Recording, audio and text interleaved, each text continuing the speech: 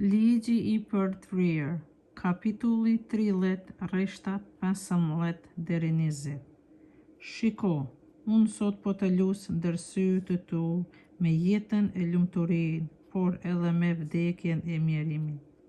Nëse do të dëgjosh urdhënimet e Zotit, hyj tënd, që unë sot po të urdhëroj, ta duash Zotin, hyjin tënd, të ecësh urdhëve të tij, ti mbash urdhënimet, ligjet e rregulltaret e tij, atëherë do të jetosh.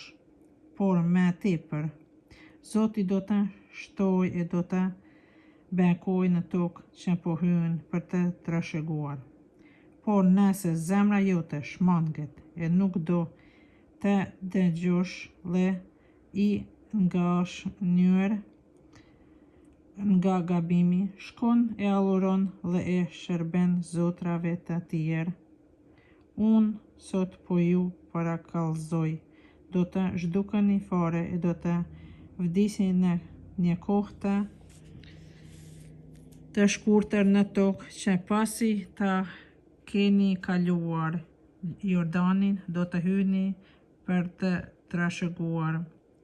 Therra sot për dëshmitar kundër jush, qiellin e leun, ju vura para jetën e vdekjen, bekimin e mallkimin.